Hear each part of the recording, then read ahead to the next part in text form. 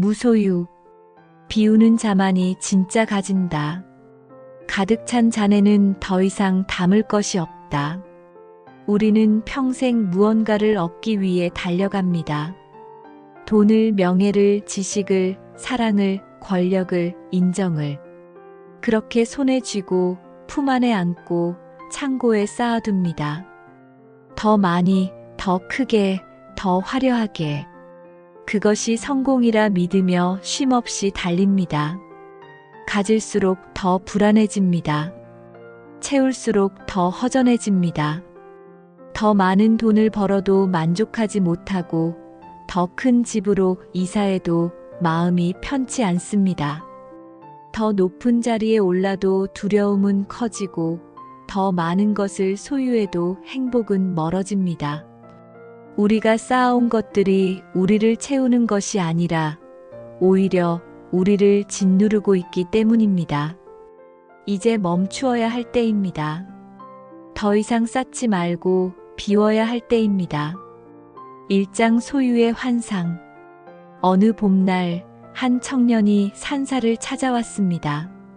그의 얼굴에는 근심이 가득했고 어깨는 무거운 짐을 진 듯 처져 있었습니다. 스님, 저는 왜 이렇게 불행할까요? 남들이 보기엔 제가 성공한 사람입니다. 강남에 아파트도 있고 외제차도 있고 대기업에 다니며 연봉도 높습니다. 그런데 행복하지 않습니다.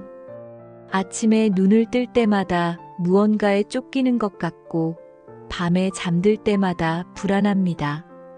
나는 그에게 물었습니다. 그것들이 정말 당신의 것입니까? 청년은 당황한 표정으로 대답했습니다. 무슨 말씀이신지. 물론 제 것입니다.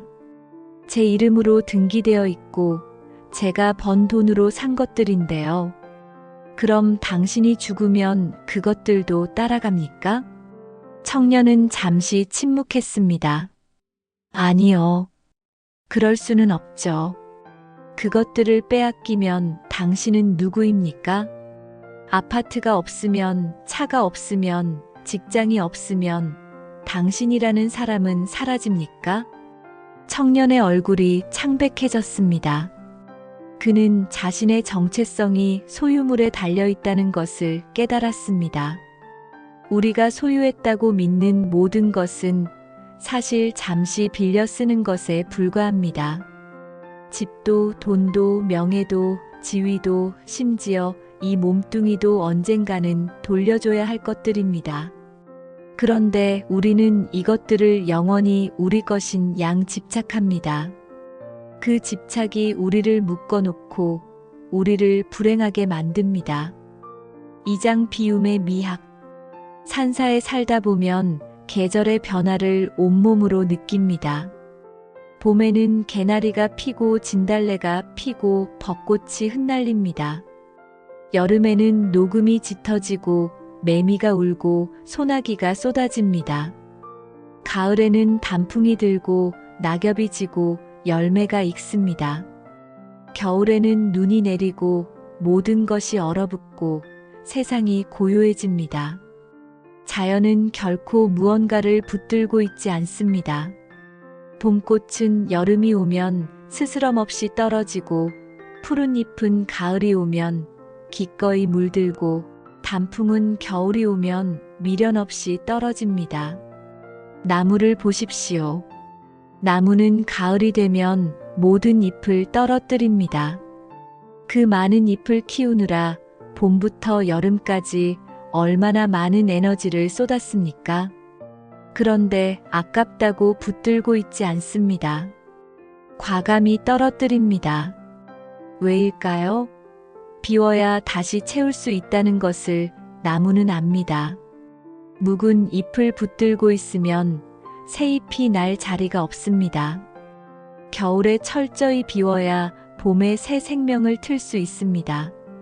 사람도 마찬가지입니다. 묵은 생각을, 묵은 습관을, 묵은 집착을, 묵은 원망을 떨어뜨려야 새로운 것이 자랄 수 있습니다. 어제의 슬픔을 붙들고 있으면 오늘의 기쁨이 들어올 수 없습니다. 과거의 상처를 안고 있으면 미래의 희망이 싹틀 수 없습니다. 3장 텅 빈 방의 지혜. 내 방에는 아무것도 없습니다. 이불 한 채, 책 몇 권, 찻잔 하나, 그리고 나무 탁자 하나. 벽에는 아무것도 걸려있지 않고 장식품도 없고 여분의 물건도 없습니다. 어떤 이들은 이 방을 보고 물었습니다. 스님, 이렇게 아무것도 없는 방에서 사시니 쓸쓸하지 않습니까? 그렇게 살아서 즐겁습니까? 무료하지 않습니까? 나는 되묻습니다. 그렇게 많이 가져서 편안합니까? 물건으로 가득 찬 집에서 마음이 평화롭습니까? 끊임없이 사고 버리고 정리하느라 시간을 쓰면서 자유롭습니까? 텅 빈 방에 앉아 있으면 들립니다. 바람이 처마를 스치는 소리가, 새가 지저귀는 소리가, 빗방울이 기와를 두드리는 소리가. 물건으로 가득 찬 방에서는 듣지 못했던 소리들입니다. 텅 빈 방에서는 보입니다. 햇살이 창문을 통해 어떻게 움직이는지, 먼지가 햇빛 속에서 어떻게 춤추는지, 그림자가 하루 동안 어떻게 변하는지. 물건으로 가득 찬 방에서는 보지 못했던 풍경들입니다. 텅 빈 방에는 공간이 있습니다. 그 공간 속에서 생각이 자유롭게 흐르고 마음이 평화롭게 머물고 영혼이 고요히 쉽니다. 물건이 많을수록 우리는 그것들을 관리하느라 에너지를 씁니다. 물건이 적을수록 우리는 자유롭습니다. 관리할 것이 없으니 시간이 생기고, 걱정할 것이 없으니 마음이 편하고, 잃을 것이 없으니 두려움이 사라집니다. 비워야 보이고 비워야 들립니다. 그리고 비워야 진짜 나를 만날 수 있습니다. 4장 손을 펴라. 주먹을 쥐고 있으면 아무것도 받을 수 없습니다. 꽉 움켜쥔 손에는 새로운 것이 들어올 자리가 없습니다. 움켜진 것을 풀어주십시오. 그러면 손바닥에 하늘이 담깁니다. 바람이 스치고 햇살이 머물고 빗방울이 떨어집니다. 나비가 앉았다 가고 눈송이가 녹아내리고 꽃잎이 흩날립니다. 움켜진 것은 썩지만 흘려보낸 것은 영원합니다. 어느 날 한 부자가 찾아왔습니다.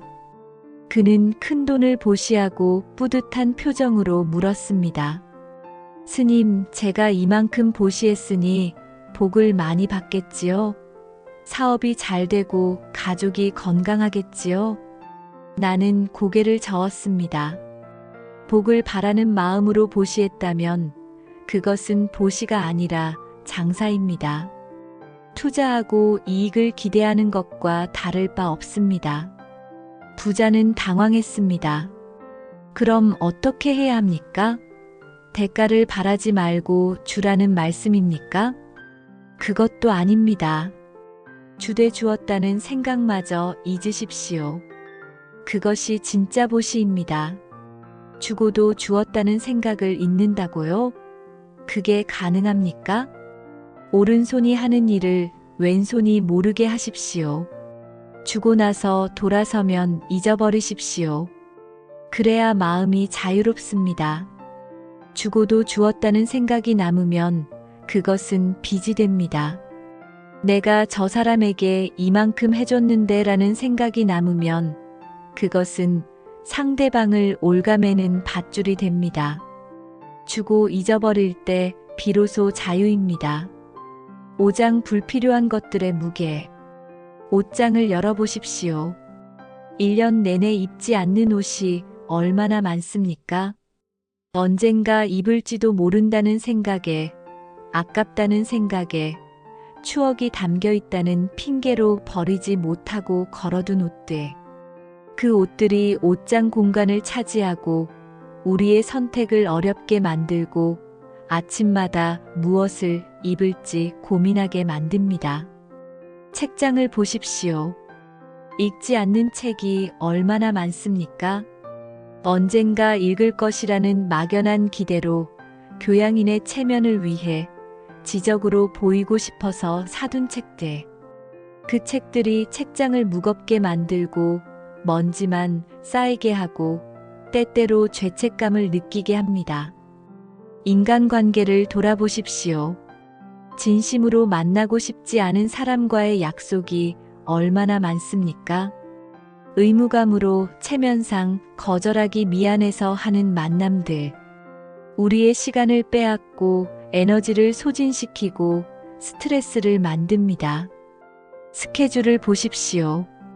정말 하고 싶어서 하는 일이 얼마나 됩니까? 해야 한다는 강박으로 남들도 하니까 안 하면 뒤처질 것 같아서 하는 일들. 그 일들이 우리를 바쁘게 만들고 여유를 없애고 진짜 중요한 것을 놓치게 만듭니다. 인생도 마찬가지입니다.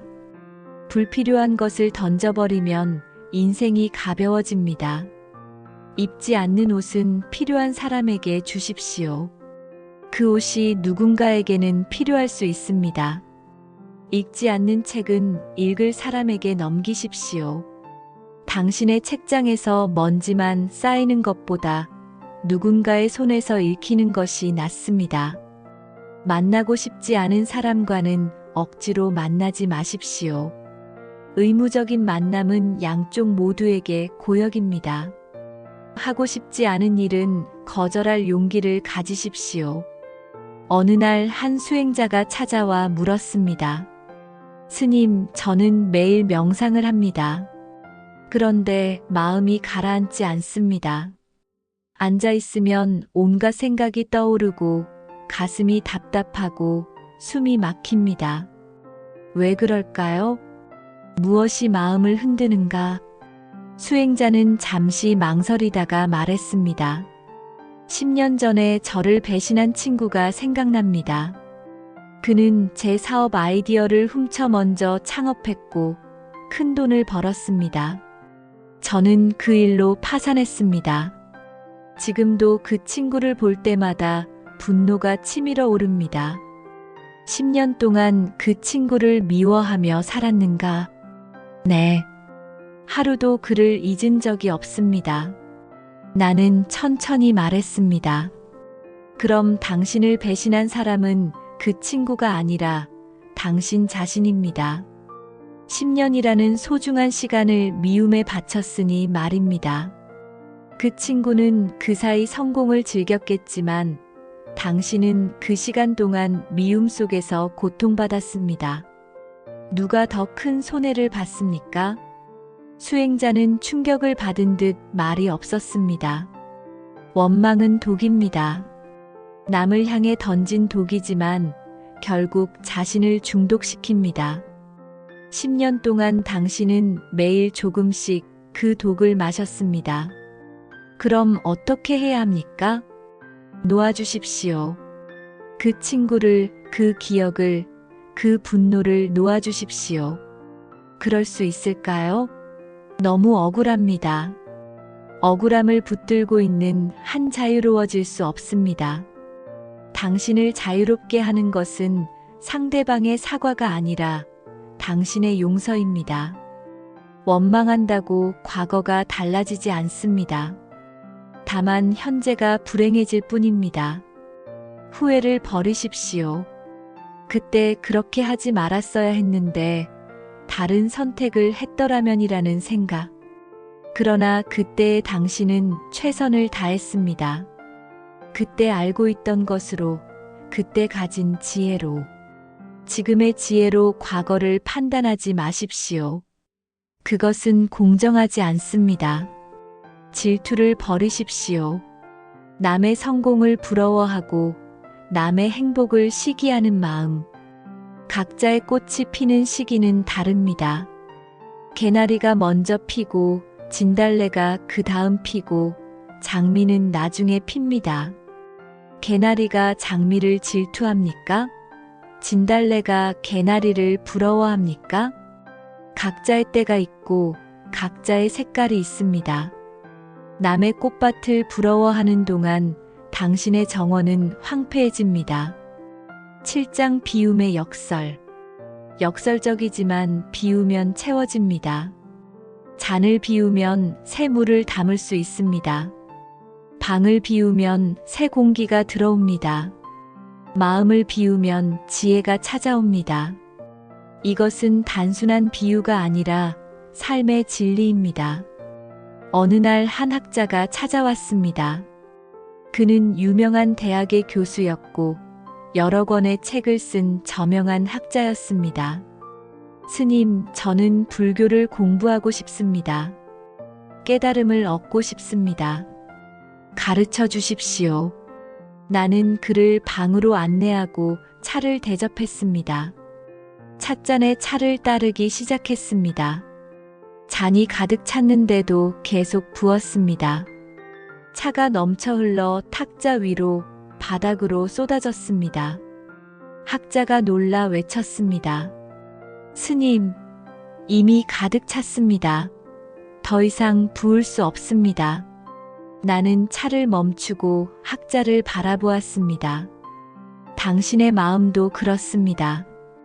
이미 지식으로 가득 차 있어 새로운 것이 들어갈 자리가 없습니다.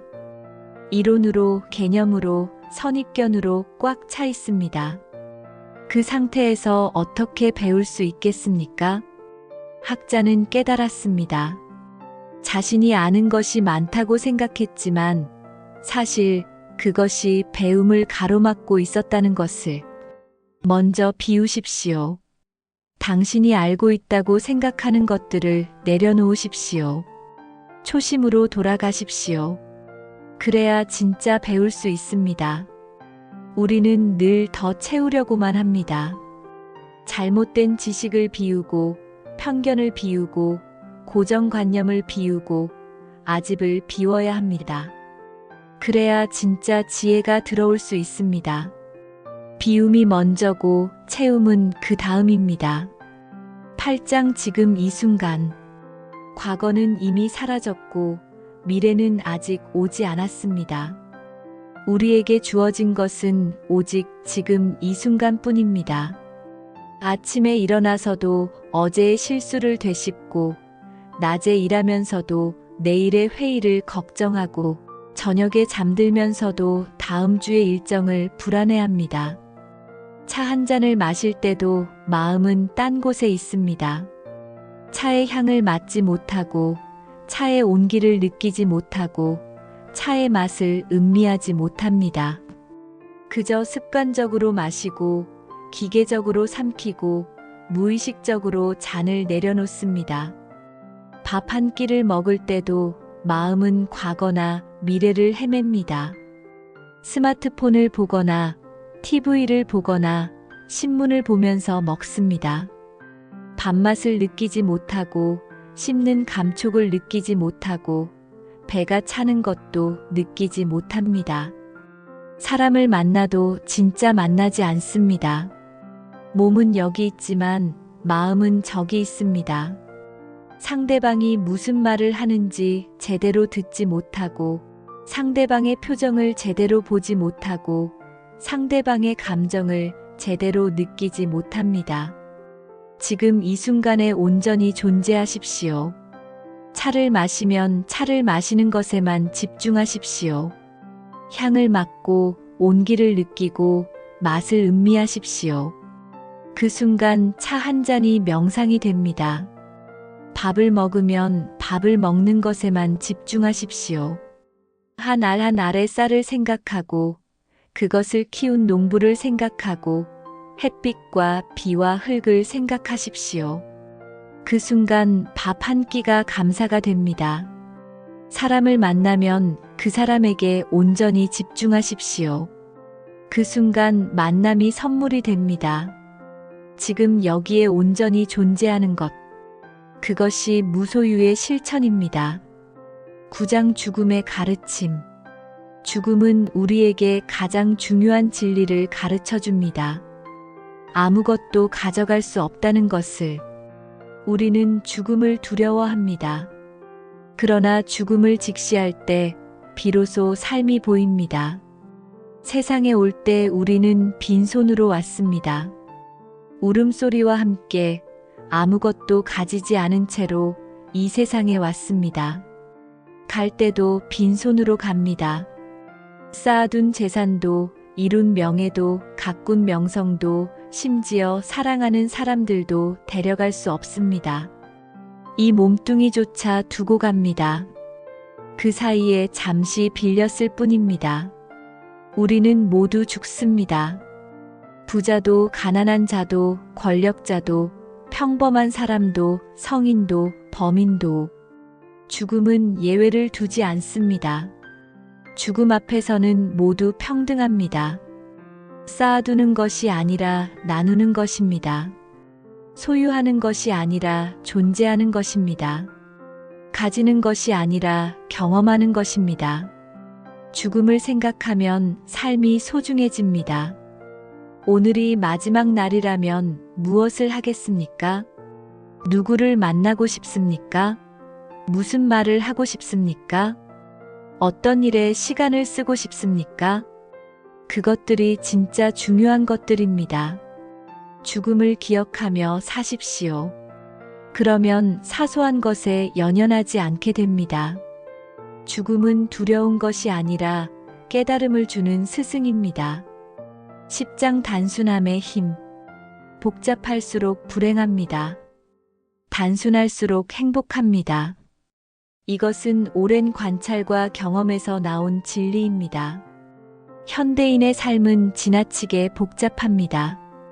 아침에 눈을 뜨자마자 스마트폰을 확인합니다. 수십 개의 메시지, 수백 개의 알림, 끊임없이 쏟아지는 정보. 출근길에도 스마트폰을 보고, 일하면서도 여러 개의 모니터를 보고, 점심시간에도 유튜브를 보고, 퇴근길에도 SNS를 봅니다. 집에 와서도 TV를 켜고, 컴퓨터를 켜고, 태블릿을 켭니다. 하루 종일 무언가를 보고, 듣고, 받아들입니다. 그러나 정작 자기 마음은 보지 못합니다. 복잡한 인간관계도 우리를 힘들게 합니다. 직장 동료, 거래처 사람들, 동창회, 동호회, 친목회, 각종 모임. 매주 누군가를 만나고 무언가를 약속하고 어디론가 가야 합니다. 진심으로 만나고 싶은 사람은 드물고 대부분은 의무적인 만남입니다. 그 속에서 우리는 지쳐갑니다. 복잡한 일정도 우리를 압박합니다. 해야 할 일의 목록이 끝없이 늘어나고 마감 시간에 쫓기고 여러 일을 동시에 처리하려다 모든 것을 엉망으로 만듭니다. 이것도 갖고 싶고 저것도 하고 싶고 이것도 되고 싶고 저것도 이루고 싶습니다. 너무 많은 것을 원하다 보니 정작 무엇이 진짜 원하는 것인지 모릅니다. 그 복잡함 속에서 우리는 길을 잃습니다. 본질을 놓치고 중요한 것을 잊고 자기 자신을 잃어버립니다. 단순하게 사십시오. 아침에 일어나 창문을 열고 신선한 공기를 깊이 들이마시십시오. 하늘을 보고 새소리를 듣고 그것만으로도 충분히 감사할 일입니다. 하루 세 끼 밥을 먹을 수 있다면 그것만으로도 복입니다. 병으로 음식을 먹지 못하는 사람이 얼마나 많습니까? 밤에 편히 잠들 수 있다면 그것만으로도 은혜입니다. 불면증으로 밤을 지새우는 사람이 얼마나 많습니까? 단순하게 살수록 본질이 보입니다. 필요한 것은 많지 않습니다. 욕심이 많을 뿐입니다. 스마트폰 앱을 정리하십시오. 정말 필요한 것만 남기십시오. 인간관계를 정리하십시오. 진심으로 만나고 싶은 사람만 만나십시오. 일정을 정리하십시오. 정말 중요한 일만 하십시오. 그것이 단순함의 힘입니다. 11장 관계의 무소유. 사람과의 관계에도 무소유가 필요합니다. 우리는 사람을 소유하려 합니다. 자식을, 배우자를, 친구를, 심지어 부모님까지.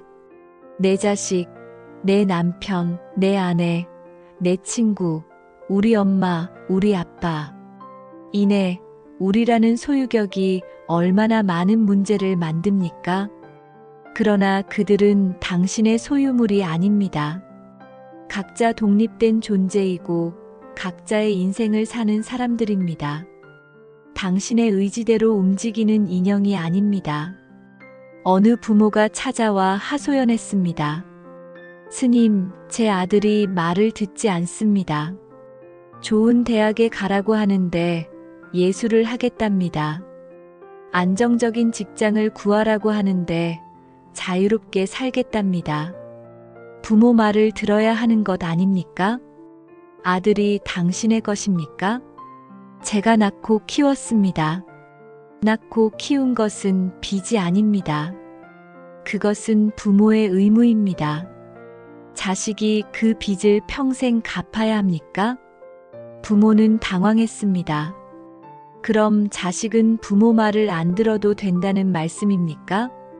듣는 것과 따르는 것은 다릅니다. 자식은 부모의 말을 경청할 수 있습니다. 그러나 자신의 인생은 스스로 선택해야 합니다. 당신이 아들의 인생을 대신 살아줄 수 있습니까? 아들이 실패하면 당신이 그 고통을 대신 받을 수 있습니까? 그렇지는 못하지만, 그렇다면 놓아주십시오. 자식을 사랑한다면 자식의 선택을 존중하십시오. 당신의 꿈을 아들에게 강요하지 마십시오. 아들에게는 아들의 꿈이 있습니다. 사랑은 소유가 아닙니다. 진짜 사랑은 상대를 놓아주는 것입니다. 너를 보호하기 위해서야라고 말하지만 사실은 자신의 외로움 때문입니다. 하늘로 날려보내십시오. 새는 하늘에서 자유롭게 날 때 가장 아름답습니다. 자식을 사랑한다면 당신의 뜻을 강요하지 마십시오. 내가 잘 되기를 바라서라고 말하지만 사실은 자신의 욕심입니다. 그들의 길을 가게 하십시오. 자식은 자신의 길을 갈 때 가장 행복합니다. 배우자를 사랑한다면 속박하지 마십시오. 사랑하니까 확인하는 거야라고 말하지만 사실은 불안과 의심입니다. 신뢰하십시오. 사랑은 믿음 위에 세워집니다. 가장 아름다운 관계는 집착 없는 관계입니다. 서로를 소유하지 않으면서도 깊이 연결된 관계. 서로를 구속하지 않으면서도 서로를 아끼는 관계. 서로를 의지하지 않으면서도 서로를 지지하는 관계. 그것이 진정한 사랑입니다. 12장 내려놓는 연습. 큰 것을 한꺼번에 버리려고 하면 어렵습니다. 작은 것부터 시작하십시오. 오늘 하나를 버리십시오. 옷장을 열어 1년 이상 입지 않은 옷 한 벌을 꺼내십시오. 처음에는 아까울 것입니다. 언젠가 입을지도 몰라 추억이 담겨 있어 비싼 옷인데. 그러나 과감히 버리십시오. 아니, 버린다는 표현도 맞지 않습니다. 필요한 사람에게 주십시오. 당신의 옷장에서 공간만 차지하던 옷이 누군가에게는 필요할 수 있습니다. 내일은 2개를 버리십시오. 쓰지 않는 물건 하나, 읽지 않는 책 하나. 모레는 3개를 버리십시오. 한 달 후면 30개를 버릴 수 있습니다. 신기한 일이 일어납니다. 물건이 줄어들수록 마음이 가벼워집니다. 욕심이 날 때 그 욕심을 바로 채우지 마십시오. 잠시 멈추십시오. 정말로 필요한 것인지 아니면 그저 갖고 싶은 것인지 생각해 보십시오. 욕심과 필요를 구분하십시오. 필요는 채워야 하지만 욕심은 내려놓아야 합니다. 침묵도 힘입니다. 말하지 않아도 드러나는 것이 진짜 힘입니다. 질투가 날 때 그 감정을 인정하십시오. 대부분의 질투는 자신의 부족함에서 나옵니다. 남을 부러워할 시간에 자신을 채우십시오. 내려놓는 것이 익숙해지면 인생이 바뀝니다. 매일 조금씩 연습하십시오. 오늘 하나, 내일 또 하나. 평생 연습해도 다 배울 수 없을 만큼 깊은 것이 무소유입니다. 역설적이지만 비울수록 풍요로워집니다. 가질수록 가난해지고 버릴수록 부유해집니다.